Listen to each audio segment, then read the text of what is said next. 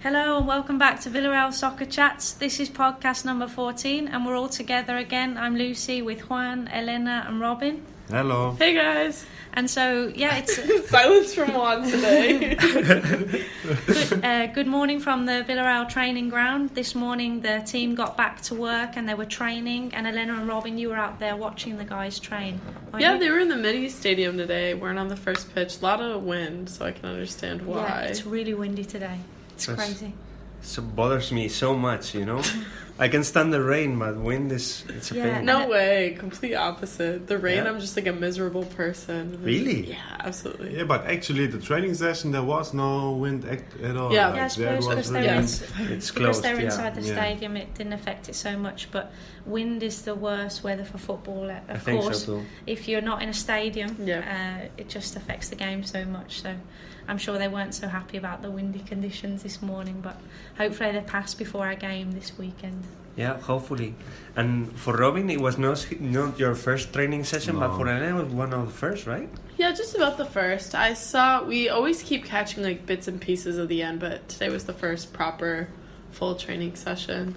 Documented all of it on the team's Snapchat, which you can see at villarreal.cf on Snapchat. Yeah, we'll attach the link and everything to the bottom of this podcast, so check it out. Make sure you follow us on there. There'll be some exciting stuff. It's very exciting. It's really funny. Elena, you're doing great. I do what I can. I can. Just trying to do the team justice. Thank you. Yeah, so great. Follow us on there. And well, yesterday we had quite a few things happening. One of the first events was one of our sponsors, Herbolario Navarro.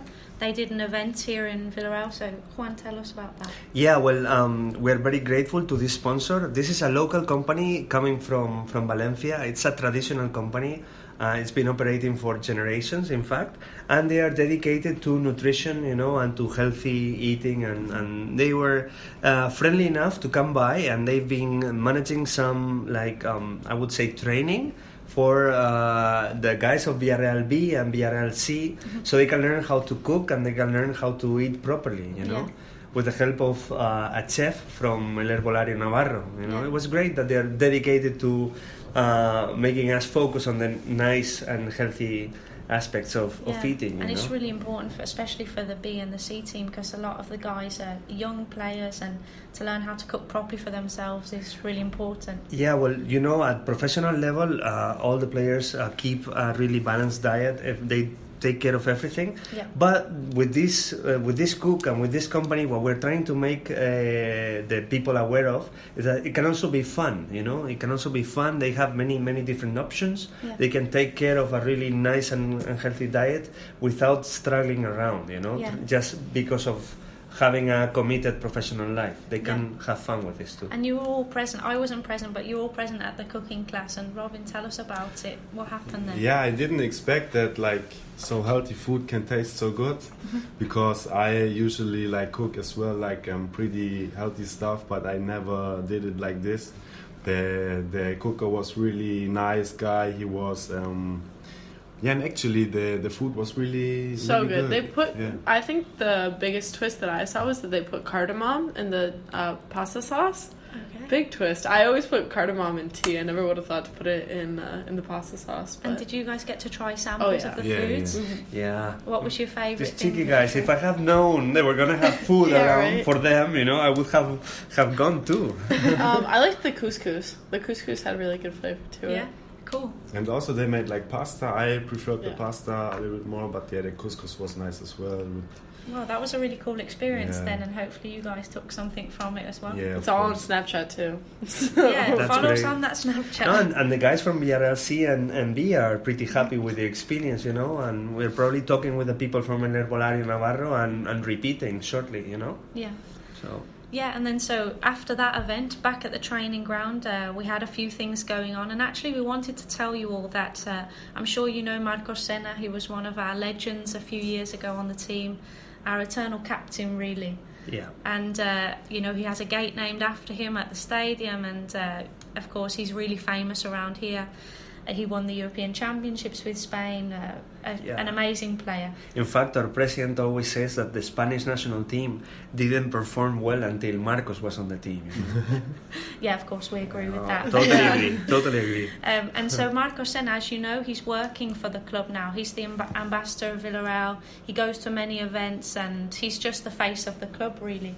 And so he's always around here in the offices. So we have a short voice message from him. He wanted to say hi to you all, so have a listen. This is what Marcos had to say. Hello, this is Marcos Senna, ambassador of Villarreal. Hello to all the fans listening to this podcast. And avant Villarreal. So that was short and sweet from Marcos. That's great, he wanted to be here with us and he's trying, firsthand that he's trying to improve his English. Yeah, I'm helping him with his English. Of course, he actually played in the US for 2 years for the New York Cosmos, but he said the problem was that most of his teammates, he said to me, 90% of people on his team spoke Spanish to him, so he didn't have to learn English.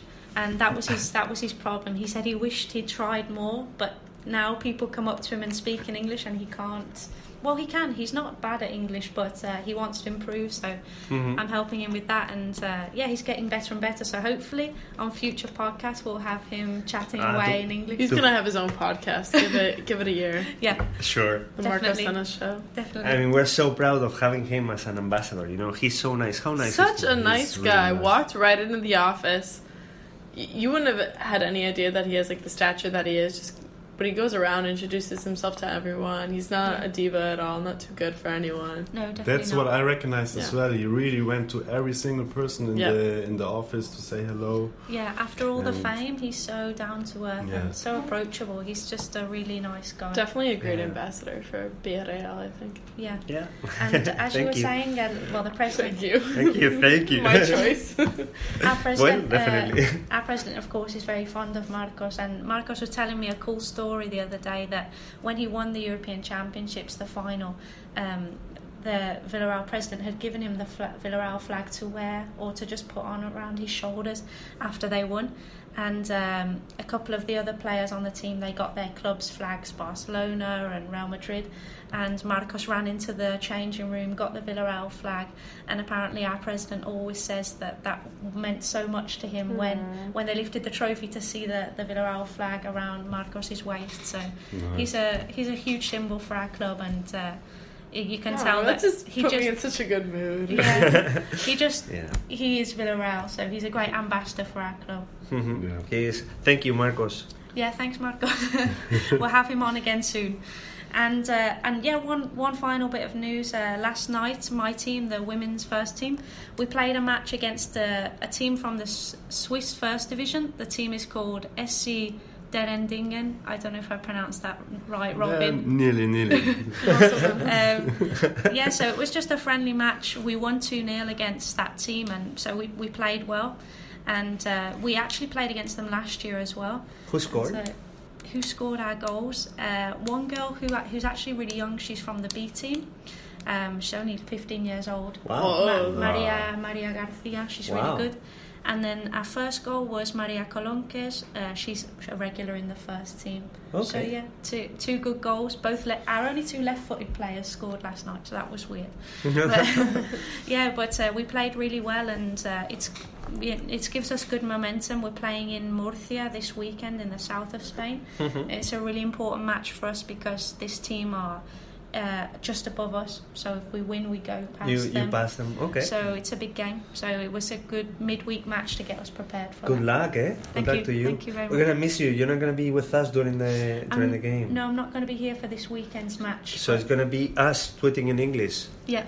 Okay. They're going to take the reins with the English tweets. Perfect. While I'm playing. We'll get your back. Yeah, so thanks for joining us on Villarreal Soccer Chats. We'll be back next time, and make sure you follow us on Snapchat. Like Elena said, we'll include the link at the bottom of this podcast. Okay. Speak to you next time, guys. Bye, guys. Bye. Goodbye. Bye.